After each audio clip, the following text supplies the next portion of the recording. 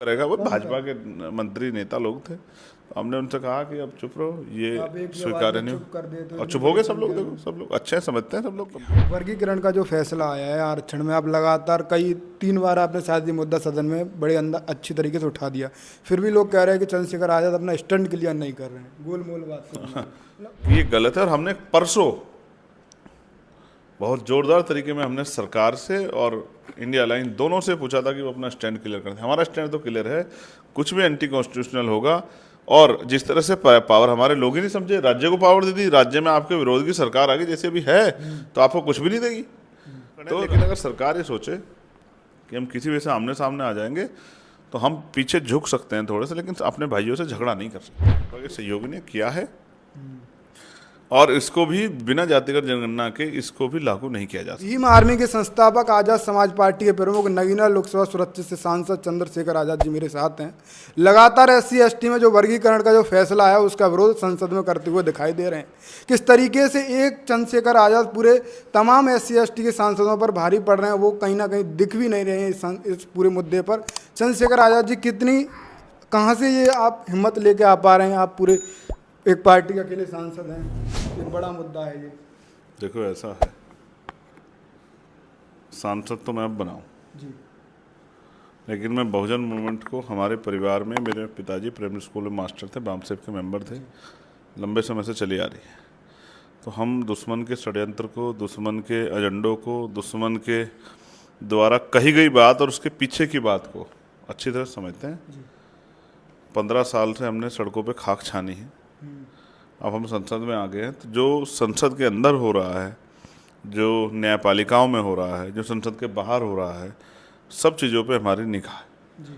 तो हम भविष्य में जो खतरा आने वाला है समाज पे उससे अवगत है। और हमारा काम ये है एज ए नेतृत्व करता है, एज ए लीडर, कि हम समाज को उन खतरों से अवगत कराएं और समाज इस बात की जो महत्ता है, इस बात का जो ये जो जिस उद्देश्य से लाया गया उसको समझे। यही काम हमारा है। जिस दिन जनता तैयार हो, समाज तैयार हो जाएगा, तो उस दिन जो है अपने आप अपनी लड़ाई को लड़ लेगा। तो समाज को तैयार करना, उनको विचार देना हमारी जिम्मेदारी है। आप हमेशा एग्रेसिव अंदाज में क्यों दिखाई देते हैं? ऐसी क्या वजह रही है? कभी आप तमाम सांसदों से कहते हैं चुप, महिला विरोधी नहीं बोलेंगे, ऐसा क्यों? देखो, जब बात बहन बेटी की अस्मिता की आएगी, क्या जब बात जो है देश के गौरव की आएगी, देश के सम्मान की आएगी। देखो, मैंने उस दिन एक बात कही थी कि अगर मेरे व्यक्तिगत हितों की बात आएगी तो मैं एक बार के लिए शांत हो सकता हूँ, रुक सकता हूँ, चुप हो सकता हूँ। लेकिन जब बहन बेटियों के सम्मान की बात आएगी, जब देश के गौरव की, देश के हित की बात आएगी, देश के सम्मान की बात होगी, तब कोई समझौता नहीं होगा। इसलिए मैंने अपनी जिम्मेदारी अदा की। मुझे उस दिन बहुत पीड़ा हुई। मुझे लगता था कि विनेश इस देश के लिए गोल्ड मेडल लेके आएगी, और वो सपना जब टूटा तो बहुत पीड़ा हुई, क्योंकि मैंने उनके साथ बहुत सारे दिन बिताए हैं आंदोलन में। मैंने उनको देखा किस तरह का जुल्म उन पर हुआ, उनको घसीटा गया। और हम बाबा साहब अम्बेडकर को मानने वाले लोग हैं। बाबा साहब अम्बेडकर ने कहा, मैं किसी भी प्रदेश की, देश की, किसी भी समाज की तरक्की उस समाज में रहने वाली महिलाओं की तरक्की से मापता हूँ। जब बहन बेटियों पर जुल्म होगा या उनके अधिकारों को छीना जाएगा तो हम लोग चुप क्यों रहे? ऐसे हम सड़क पे बोलते थे, ऐसे हमने पार्लियामेंट में अपनी आवाज़ उठाई। और अगर कोई इस इश्यू पे, क्योंकि ये देश का विषय था ना, ये राजनीति से ऊपर था मेरे लिए, ना पक्ष ना विपक्ष, तो इस विषय पर पूरी पार्लियामेंट को एकजुट होना चाहिए था। लेकिन फिर भी कोई इसका किसी कारण से डिस्टर्ब करेगा। वो भाजपा के मंत्री नेता लोग थे, तो हमने उनसे कहा कि अब चुप रहो, ये स्वीकार्य नहीं हो। और चुप हो गए सब लोग। देखो सब लोग अच्छे समझते हैं, सब लोग गंभीरता, सब लोग चुप हो गए। और मेरा मानना है कि कुछ विषय ऐसे होते हैं जहाँ राजनीति से ऊपर उठ के काम करना चाहिए। मुझे विश्वास था कि उस दिन जो है सरकार के लोग भी इसमें मदद करेंगे और विपक्ष के लोग भी, जहाँ तक कि उस तरह से मदद नहीं हुई, लेकिन फिर भी हमने अपनी जिम्मेदारी भाई होने के नाते भी और देश के गौरव का सम्मान रखते हुए, देश के जो है देश की बेटियों का सम्मान रखते हुए हमने अपनी जिम्मेदारी को अदा किया। वर्गीकरण का जो फैसला आया है आरक्षण में, अब लगातार कई 3 बार आपने शायद ये मुद्दा सदन में बड़े अंदर अच्छी तरीके से उठा दिया, फिर भी लोग कह रहे हैं कि चंद्रशेखर आजाद अपना स्टंट क्लियर नहीं कर रहे हैं, गोल मोल बात कर रहे हैं। वो इतने समझदार लोग नहीं हैं। देखो, सरकार चाहती है कि हम और हमारे भाई आपस में लड़े। कुछ भाइयों को तो सरकार के फैसले से तो इस तरह की उम्मीद जगी है कि जैसे बहुत कुछ मिलने वाला है। तो मैंने तो कहा कि अगर समाज को कुछ मिलना हो, हमारे परिवार को मिलना, उन भाइयों को जो SC/ST में आते हैं, तो हम तो खुले दिल से कह रहे हैं कि 2-4% नहीं, 10% उनको दीजिए। जब EWS सरकार जो है 10% आर्थिक आधार पर दे सकती बिना आंकड़े जुटाए स्वर्ण समाज को गरीबी के आधार पे, जबकि उस समय तो हमारी पार्टियों, जो पुरानी पार्टियां बीएसपी और समाज, सब लोगों ने समर्थन किया था, लेकिन वो भी संविधान की हत्या थी, क्योंकि इस देश में लंबे समय से आरएसएस भाजपा के लोग और इंस्टीट्यूशन में बैठे, सुप्रीम कोर्ट में बैठे जज, हाई कोर्ट में बैठे जज हमेशा ही चाहते रहे शुरुआती दौर से कि जातिगत आरक्षण खत्म होकर आर्थिक आधार पर आरक्षण किया जाए। और इस देश में जिस तरह की व्यवस्था है उसमें जो सबसे अमीर आदमी होगा वो सबसे गरीब का सर्टिफिकेट बना के उसका लाभ लेगा, इसलिए क्योंकि जातिगत आरक्षण के जो इसका आधार है, इसको समझे बगैर जो है आरक्षण की पैरवी और आरक्षण का विरोध नहीं किया जा सकता है।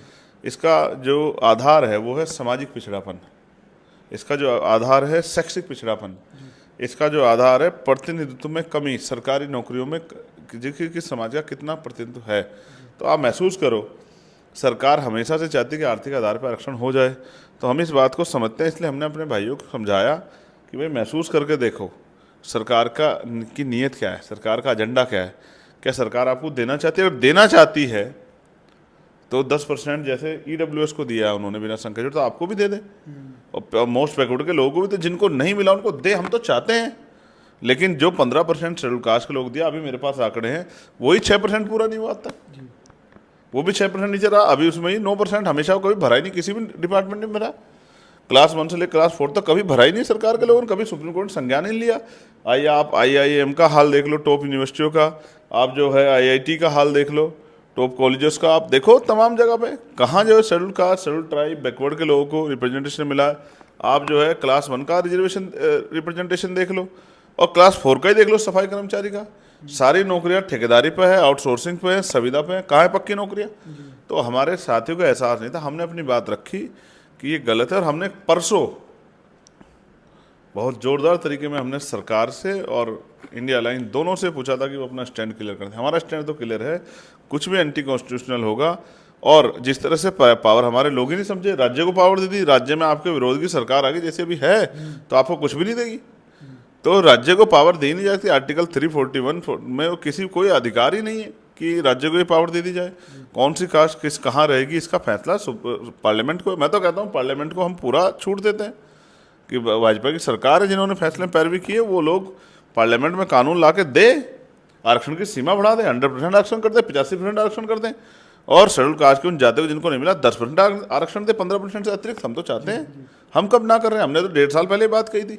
तो हम तो अपने लोगों के साथ खड़े हैं, लेकिन अगर सरकार ये सोचे कि हम किसी वजह से आमने सामने आ जाएंगे तो हम पीछे झुक सकते हैं थोड़े से, लेकिन अपने भाइयों से झगड़ा नहीं कर सकते। अखिलेश यादव के भाई धर्मेंद्र यादव कह रहे हैं कि नेता ही तो चाहते थे, ये कानून आना चाहिए था, और जो पिछड़े कैसे। अब समाजवादी का जो स्टैंड है वो समाजवादी के लोग जानते होंगे, अगर वो ऐसा चाहते हैं तो कोई बात नहीं, समाज देख रहा है सबको, कौन कहाँ खड़ा है।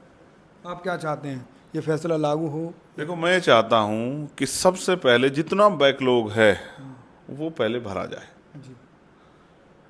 15% रिजर्वेशन पहले पूरा किया जाए क्लास 1 से लेकर क्लास 4 तक। फिर राज्य सभाओं में जो है शेड्यूल कास्ट के लोगों को रिजर्वेशन दिया जाए, शेड्यूल ट्राइब बैकवर्ड के लोगों को, विधान परिषद में हमको रिजर्वेशन जो है एससी के लोगों को दिया जाए।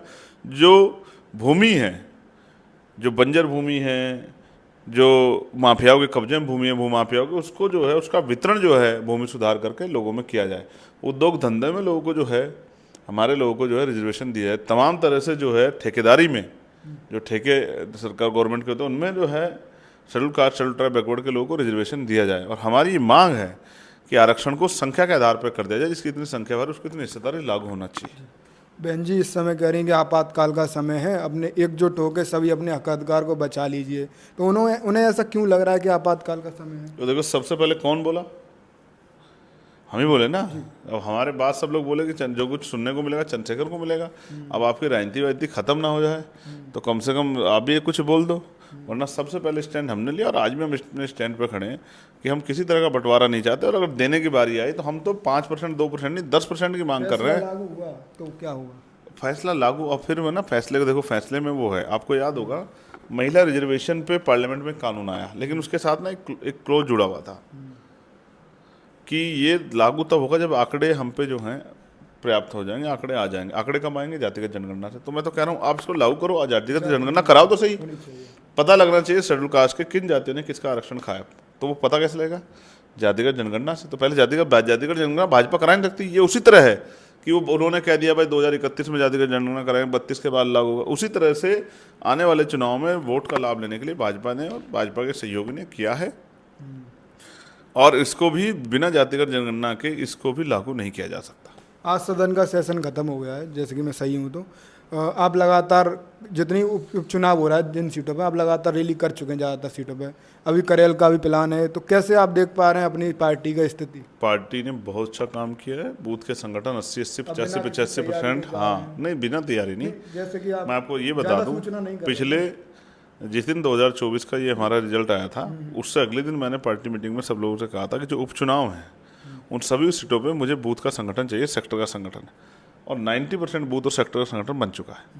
अब मैं गया था उस संगठन समीक्षा के लिए, रैलियों के लिए, और अब आप देखिए 15 दिन बाद फिर मैं निकलूंगा, जो संगठन 100% बन जाएंगे उनकी समीक्षा करने के लिए, और जो उपचुनाव हम लोग मजबूती से लड़ेंगे। अकेले या गठबंधन? जनता के गठबंधन से। नहीं, फिर भी ये तो क्लियर हो गया कि सपा तो आरक्षण के फैसले के समर्थन में है, जो आरक्षण के विरोध में है, जो आरक्षण के को खत्म करना चाहता है, हम उन दलों से दूर होकर आजाद समाज पार्टी को अपने बलबूते पर चुनाव लड़ाएंगे। तो चुनाव में कहाँ देख पा रहे हैं? अभी आपके एक जिला पंचायत सदस्य भी साथ मुजफ्फरनगर से जीते हैं। देखो मैं फिर कह रहा हूँ, मैं तो यहाँ सेशन में था और कार्यकर्ताओं ने जो मेहनत की है उनको बधाई, धन्यवाद। लेकिन मैं आपसे कह रहा हूँ उपचुनाव तो हम लोग मिलके और हमारी पूरी टीम मिलके मजबूत लड़ेगी, और बाकी मैं ना भविष्य करता हूँ, भविष्यवाणी करता हूँ, ना ही कोई तमाम तरह चीज़। एक भविष्यवाणी मैंने की थी कि हम लोग 1.5 लाख से ज़्यादा वोट जीतेंगे, और 1.5 लाख से ज़्यादा वोट से जीते। और अब भी मैं कह रहा हूँ कि उत्तर प्रदेश में आज़ाद समाज पार्टी एक नया जो है विकल्प बन के उभरेगी इसी उपचुनाव में, आप देख लेना। चंद्रशेखर आज़ाद जी मेरे साथ थे। लगातार सदन में SC/ST पर जो वर्गीकरण का जो फैसला आया है उसका लगातार विरोध कर रहे हैं और आवाज़ ये उठा रहे हैं कि कॉलेजियम सिस्टम में जिस तरीके से सुप्रीम कोर्ट में, सर्वोच्च न्यायालय में तमाम ऐसे महत्वपूर्ण बिंदुओं से अवगत समाज को करा है जो कि काफ़ी ज़रूरी है। फिलहाल बहुत बहुत धन्यवाद समय देने के लिए। आपका धन्यवाद, और मैं उम्मीद करूँगा कि आप आगे भी अपने कार्य को इसी तरह आगे बढ़ाते रहेंगे, और महान पुरुषों का आशीर्वाद आपको और आपके सभी साथी प्रशांत भाई सब लोगों पे बना रहे। जय भीम, जय भारत, जय संविधान, जय मंडल, जय जोहार। और एक और आपके चैनल पे आज का विशेष दिन है कि आज विश्व आदिवासी दिवस है, तो मैं सबसे पहले इस बधाई को देना चाहता था, लेकिन आपने सवाल खड़ा कर दिया, तो मैं आपके चैनल के माध्यम से पूरी दुनिया में रहने वाले आदिवासी परिवार को हमारे विश्व आदिवासी दिवस की बधाई देता हूँ और उनके लिए मंगल कामनाएं करता हूँ।